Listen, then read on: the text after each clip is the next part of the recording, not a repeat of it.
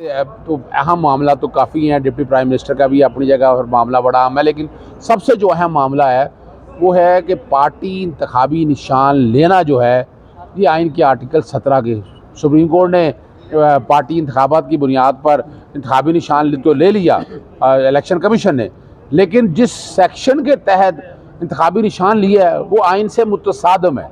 Party का इंतखाबी निशान लेना जो है वो पार्टी बैन करना है। आर्टिकल 17 कहता है कि पार्टी सिर्फ वो बैन हो सकती है जो मुल्क की सालमियत के खिलाफ करेगी, sovereignty and integrity of Pakistan के खिलाफ करेगी।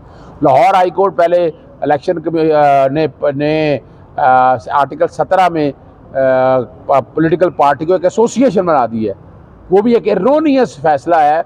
आज इलेक्शन कमीशन का ये था कि ICA पेंडिंग है, उस ICA से कोई कंसर्न नहीं है। लाहौर हाई कोर्ट में कंकरेंट ज्यूरिसडिक्शन के ऊपर मैंने अदालत को बताया, और एक अहम सवाल मैंने अदालत के सामने ये भी रख दिया है कि सुप्रीम कोर्ट में रिजर्व सीटों वाला है, रिजर्व सीटों की भी अल्ट्रा वारी जो है वो कहीं पेंडिंग नहीं है। अदालत जो भी तारीख दे उस तारीखों के जवाब दाखिल नहीं किया, ना वफाक ने ना खैबर पख्तूनख्वा की हुकूमत ने। सुबह पंजाब को नोटिस हुआ, दोबारा सूबा सिंध को, सूबा बलोचिस्तान को, इलेक्शन कमीशन मौजूद था, पाकिस्तान तहरीक इंसाफ और सुन्नी इत्तेहाद काउंसिल को भी नोटिस हुआ है, और अदालत के सामने यही बताया है कि अगर पार्टी सिंबल नहीं है तो मखसूस नशिस्तें नहीं ले सकते। वो सेक्शन 104 और रूल 94 कहता है, जब मखसूस नशिस्तें भी नहीं ले सकते उसका मतलब है पार्टी बैन हो गई है। पार्टी बैन हो नहीं सकती है। पाकिस्तान तहरीक इंसाफ मुल्क की, आपको पता है, सबसे बड़ी जमात है। अदालत ने आखिरी मौका दिया है दोनों बाकी अफ्रीकैन को कि वो जवाब दाखिल करे। मैंने इलेक्शन कमीशन का ख़ास तौर पर कहा कि सबसे बड़ा जो कसूरवार है वो इसमें इलेक्शन कमीशन ऑफ पाकिस्तान है। इलेक्शन कमीशन ऑफ पाकिस्तान अगर जवाब दाखिल करना चाहता है वो दे, उनका जो भी एतराज़ात हो गए दूर करेंगे। और मैं तो आज तैयारी करके आया हूँ कि आज ही इसको ख़त्म करेंगे। ये बहुत अहम मामला है, और अगर सेक्शन 215 आइन से मुतसादम करार देता है तो पाकिस्तान तहरीक इंसाफ अपनी जगह वापस आ जाती है। जब पाकिस्तान तहरीक इंसाफ वापस आ जाएगी, चूँकि उन्होंने इलेक्शन लड़ा है पाकिस्तान तहरीक इंसाफ के तौर पर ही, तो रिजर्व सीटें भी सारे का सारा मसला हल हो जाएगा। समाअत अब 5 जून के लिए मुलतवी होगी। अच्छा, साइफर केस की भी आज समाअत है, उसका भी फैसला महफूज। देखिए मैं टेरियन वाइट का दोबारा केस हो जी, मैं पहले टेरियन वाइट का आपको बताता चलूँ।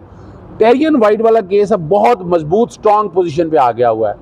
नवाज शरीफ का ताहियात नाहली वाला जो आर्टिकल 62(1)(f) की तशरीह के हवाले से वो अदालत ने कह दिया है कि कोर्ट डिफाइन ही कोई नहीं है, तो इसलिए लाहौर हाई कोर्ट का इख्तियार भी इस्लामाबाद हाई कोर्ट का इख्तियार भी चला जाएगा।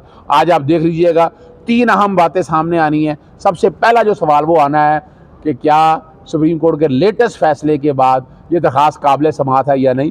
फिर वो यकीनन सवाल आएगा कि division bench justice Mohsin Akhtar Kiyani और सरदार इसहाक साहब ने, जो कि बेंच नया कॉन्स्टिट्यूट कर दिया है चीफ जस्टिस ने, अब मेरा नहीं ख्याल है कि अदालत शायद टेक्निकलिटी की तरफ ना जाए, लेकिन इसी बुनियाद के ऊपर उस फैसले आने के बाद ये दरख्वास्त नाकाबिल समाअत हो गई है और ये दरख्वास्त काबिल खराज है। और आज अगर बहस की गई इस बारे में और ये सारी चीज़ें पॉइंट सामने रखे गए, तो ये वाला जो पॉइंट है टेरियन वाइट के अंदर कि 62(1)(f) के तहत कोई अदालत नहीं है, सुप्रीम कोर्ट के लेटेस्ट फैसले की बुनियाद पर ये ख़त्म हो जाएगा।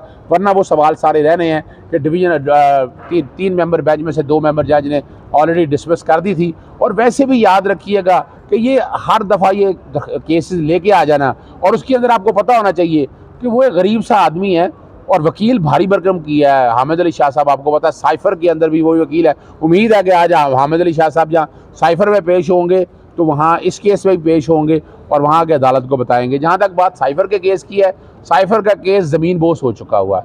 एविडेंस जितनी पेश की थी, जितनी आर्गूमेंट दिए थे, उसमें से तो अभी तक केस नहीं बना सका। रिसेंटली आपने देखा है कि ASI को सजा हुई ऑफिशियल सीक्रेट एक्ट के तहत।